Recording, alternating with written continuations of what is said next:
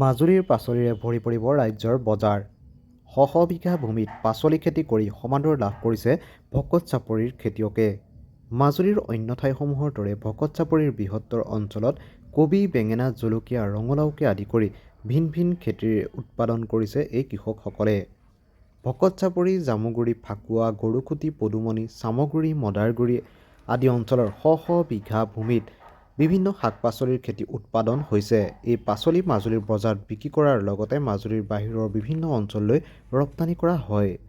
জামুগুৰিৰ ৰূপক কলিতা, পবিত্ৰ কলিতা, ৰাজীৱ কলিতা এই তিনিও ভাই ককায়ে মিলি ২০ বিঘা মাটিত উন্নত প্ৰযুক্তিৰে পাচলি খেতি কৰাৰ লগতে কেইবাজনো নিবনুৱাৰ খেতিত লগত নিয়োজিত কৰি সংস্থাপন দিবলৈ সক্ষম হৈছে। আনহাতে গৰুখুটিৰ খহনীয়াগ্ৰস্ত অঞ্চলৰ ৩২ বিঘা মাটিত উদ্যমী যুৱক সৌৰভ হাজৰিকা, দুলাল হাজৰিকা, ৰূপক কলিতাই মিলি গাঁৱৰে মাটি লিজত লৈ ৰঙালাও খেতি কৰি সফলতাৰ বাট দেখিছে। অঞ্চলটোৰ খেতিয়কসকলে যাতায়াতৰ অসুবিধাৰ বাবে কেতিয়াবা থমকি ৰ'ব লগা হৈ দুখ প্ৰকাশো কৰিছে। লগতে কৃষি বিভাগৰ পৰামৰ্শ আৰু অভিজ্ঞতাহীনতাৰ কথাও প্ৰকাশ কৰে তেওঁৰ এই খেতিয়কসকলে। মুখ্যমন্ত্ৰীয়ে নিৰ্বাচনৰ সময়ত কোৱা ভকত চাপৰি অঞ্চলৰ দ্বিতীয় খাৰুপেটীয়া হিচাপে গঢ়ি তোলাৰ টুলুঙা মন্তব্যক সমালোচনা কৰে খেতিয়কসকলে। আনহাতে মাজুলীৰ আয়ুক্ত প্ৰচেষ্টাত মাজুলী প্ৰশাসনে ভকত চাপৰি অঞ্চলত খেতি কৰিবলৈ পদক্ষেপ যি লৈছে এই কাৰ্যক আদৰণি জনায় খেতিয়কসকলে। বিঘা ৰঙালাও আমাৰ কৰি থোৱা আছে বৰ্তমান। বজাৰ দখল কৰিবলৈ ইতিমধ্যে আমি সক্ষম হৈছোঁ। এতিয়ালৈকে আমি বৰ্তমান বেচি আছোঁ ৰঙালাও। এইটো আমি একাধিক্ৰমে 2020 চনৰ পৰা আমি একাধিক্ৰমে এইটো মাটি লিজত লৈ পেলাই আমি 3জন যুৱকে বৰ্তমান আজিৰ তাৰিখলৈকে আমি ৰঙালাও লগতে বিভিন্ন ধৰণৰ খেতি আমি কৰি আছোঁ। আপোনালোকৰ আমাৰ ৰঙালাও এইফালে লখিমপুৰলৈকে গৈছে, এইফালে লখিমপুৰ ডিষ্ট্ৰিক্টলৈ বেছি গৈছে, যোৰহাটলৈ কম যায়। আৰু মাজুলী ইমূৰৰ পৰা সিমূৰলৈ আমাৰ ৰঙালাও গৈছে। আৰু আমাৰ জৰিয়তে আপোনালোকৰ এই নিউজ চেনেলৰ জৰিয়তে বৰ্তমান এতিয়া আমাৰ যিটো যাতায়াতৰ কাৰণে অকণমান আমাৰ অসুবিধাৰ সন্মুখীন বৰ্তমান আমি হৈ আছোঁ। কাৰণ আমাৰ ইয়ালৈ এতিয়া ধৰক ডাঙৰ গাড়ী আহিব পৰা সুবিধাটো যাতায়াতটো আজিলৈকে সম্পূৰ্ণ হোৱাগৈ নাই। তথাপিও আমি DC ছাৰক অনুৰোধ কৰিছোঁ, DC ছাৰেও আমাৰ কথাটো কৰি দিম বুলি কৈছে। বৰ্তমান এতিয়া হ'ব, আমাৰ দলঙো অনাগত দিনত ডিচেম্বৰ মানৰ পৰা কাম ষ্টাৰ্টিং হ'ব বুলি আমাৰ জিলা উপায়ুক্ত মহোদয়ে কৈছে। লগতে আমাৰ স্থানীয় সন্মানীয় বিধায়ক মহোদয়েও কৈছে। কিন্তু যিমান পাৰে সিমান সোনকালে আমাৰ যদি যাতায়াতটো ভাল হৈ যায় আমাৰ নিচিনা কৃষকৰ কাৰণে সুবিধাজনক হ'ব। বৰ্তমান আজিৰ তাৰিখলৈকে ৰঙালাও আমাৰ গৈছে যদিও বেপাৰীৰ যাতায়াতৰ কাৰণে অকণমান প্ৰব্লেম হৈ আছে। আমাৰ বজাৰলৈ যাবলৈ হ'লে আমাৰ মেইন প্ৰব্লেমটো হৈছে যাতায়াতটো সুচল হ'লে আমাৰ কৃষকসকলৰ কাৰণে সুবিধাজনক হয়। সেইখিনি এনেকুৱা হয়,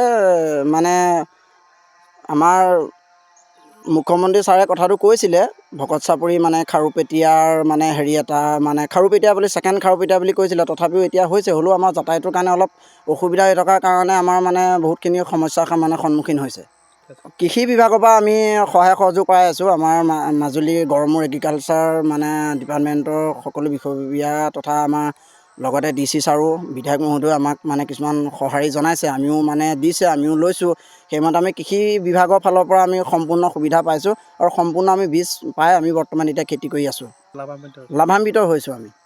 আৰু এতিয়া তাতোতকৈ আমাৰ সুখৰ খবৰ, আমাৰ মাজুলী উপায়ুক্ত মহোদয়ে আমাক এতিয়া ভকত চাপৰিৰ 110 বিঘা মাটিৰ ৰঙালাও গুটি যোগান ধৰিব, অহা সপ্তাহত আমি পাম বুলি কৈছে। আৰু তৰমুজৰ খেতি তৰমুজ দিব কৰিবলৈ, আৰু লগতে আমাৰ যিটো কেৰেলা, তিতা কেৰেলাটো কৰিম বুলি কৈছে। আমাৰ তিতা কেৰেলা 12 বিঘা মাটি কৰা হ'ব আৰু ৰঙালাও 110 বিঘা কৰা হ'ব আৰু তৰমুজ 10 বিঘা মাটি কৰা হ'ব। সেইটো কাৰণে আমাৰ আমাৰ কৃষক ফালৰ পৰা তথা মাজুলীৰ ভকত চাপৰিৰ সকলো কৃষকৰ ফালৰ পৰা মই এইটো জিলা উপায়ুক্ত মহোদয়ক